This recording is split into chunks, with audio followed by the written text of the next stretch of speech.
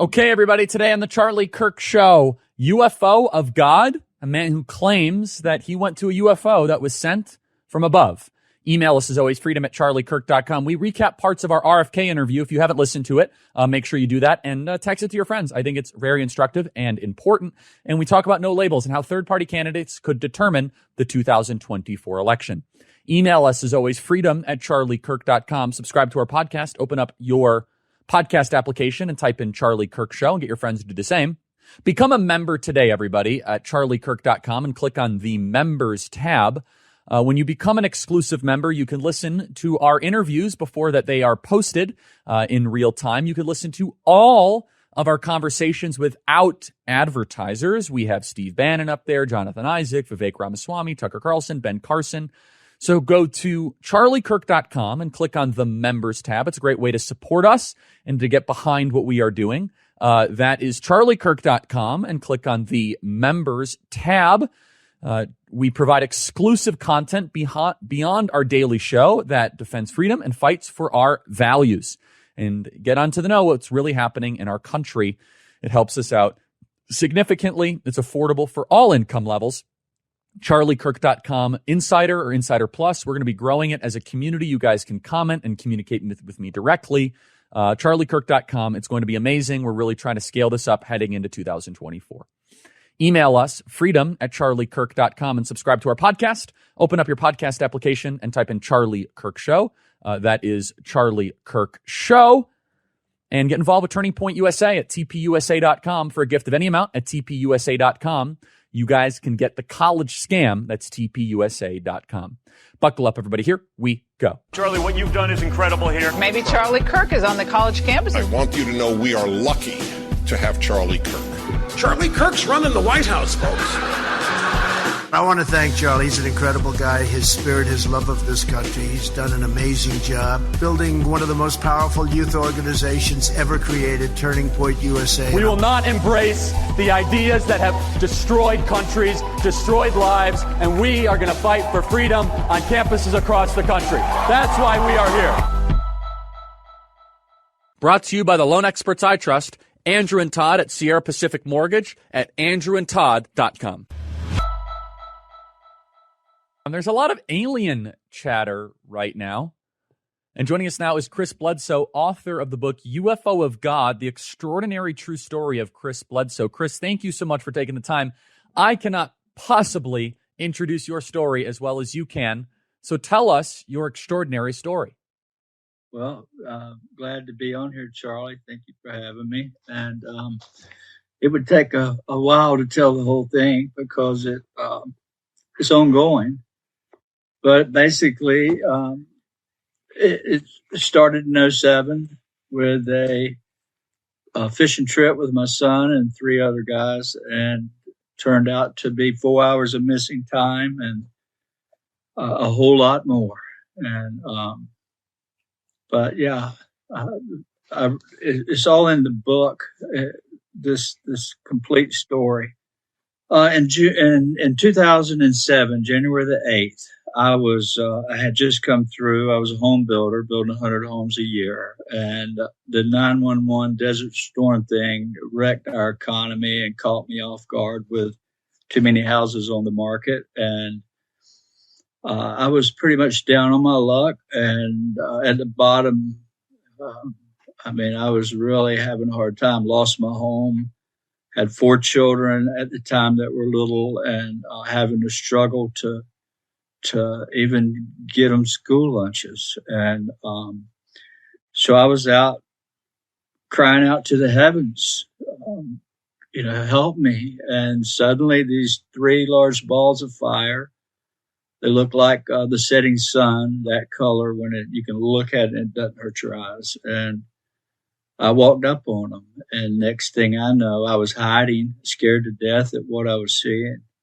And I had no clue when I walked back up to the campfire where they were fishing that 4 hours had passed. And for the longest time, I didn't know what had happened there. And I still have vague memories of what happened while I was away. But it followed me home, and ended up starting to to interact with my whole family, my wife and my kids. And to this day, it's been witnessed by hundreds of people with me. But it was, I don't know the best way to tell what happened in those 4 hours other than I was sick. I had Crohn's disease and I was unable to work and I was crying out. And when they brought me back, I had no more Crohn's disease.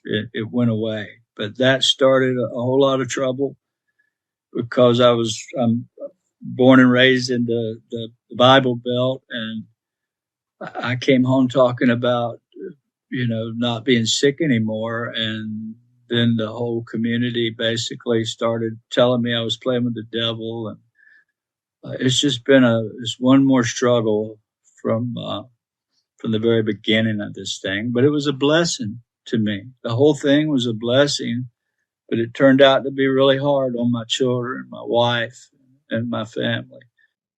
So just so I understand, according to your recollection, you're there, you cry out to God. There's 4 hours of missing time. Do you believe that you were transported up to a UFO? Is that correct? Well, I don't really know that.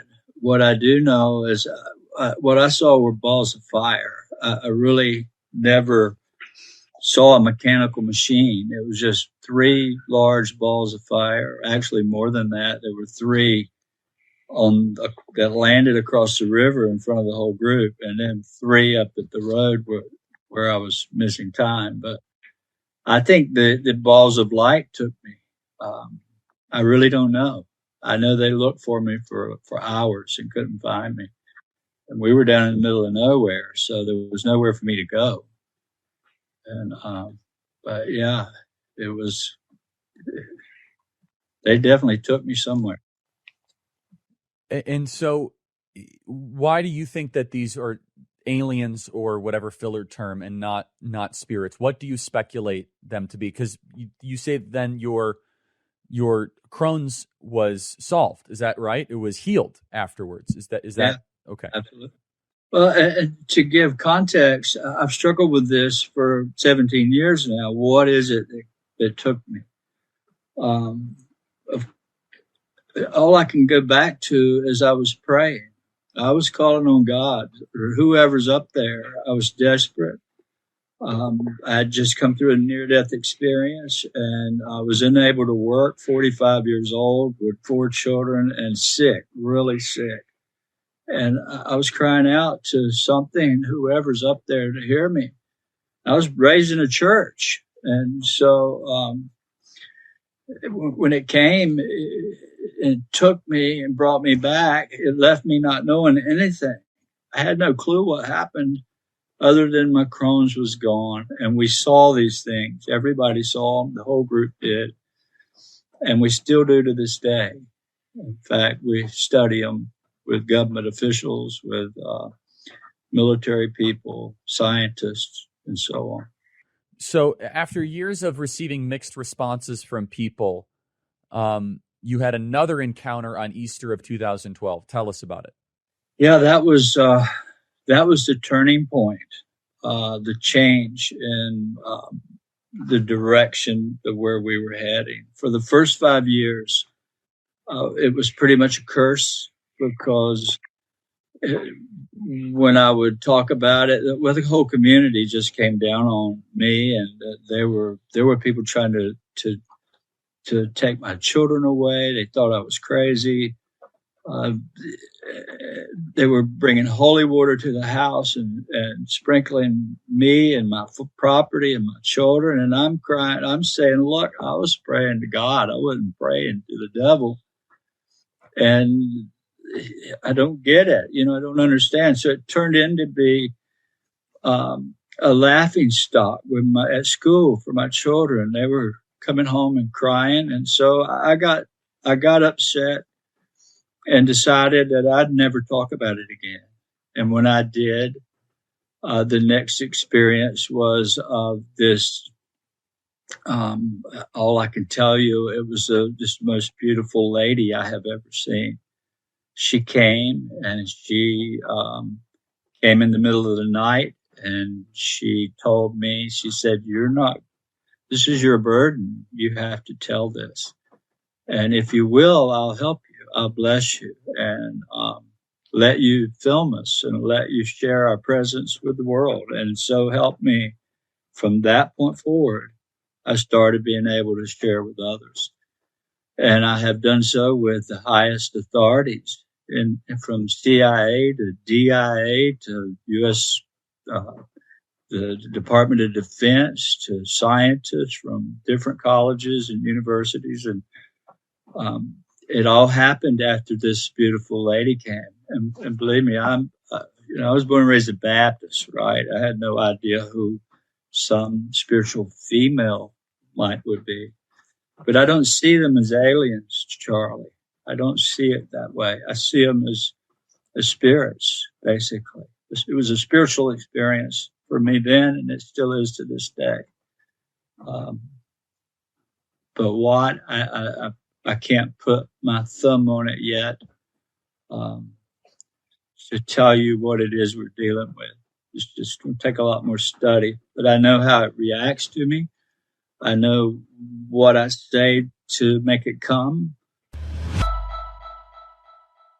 Listen up, parents. You and I know that kids' entertainment options are awful. Shows, audio, and videos actually share your values. No ads and no agenda. Sure would. So, Chris, I want to ask you, do you believe these are spirits? So why is the term UFO involved? Just help me connect the dots here.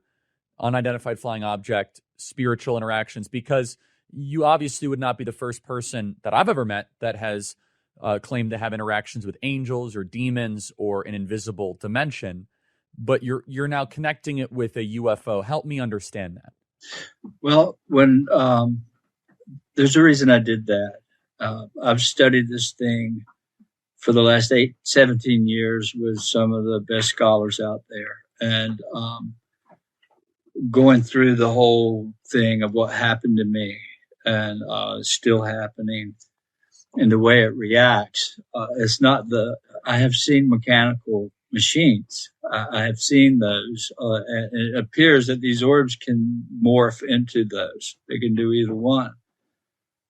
So what I wanted to do is bring this front and center. Is the UFO that we're seeing, is it related to the biblical story? And a lot of people think it is. And the way it reacts, I tend to believe it's very closely related in some way. They were UFOs. They were unidentified.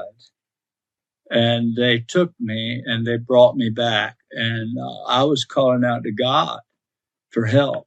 And so that's the confusing thing. It responded in that manner to me, but it was unidentified. So I think the title's fitting, and I think there's going to be there's a need for a whole lot more study here to see what it is that we're dealing with. I can tell you this: I get thousands of emails, probably 5,000 this month, and everybody wants to tell me their story.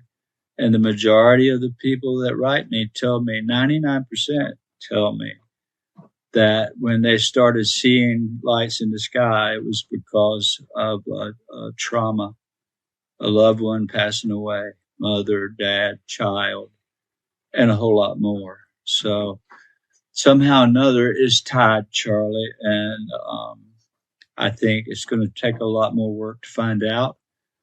But we're working on that. We're working. So Chris, what are you still a Christian after these experiences? Yeah, I'll never change.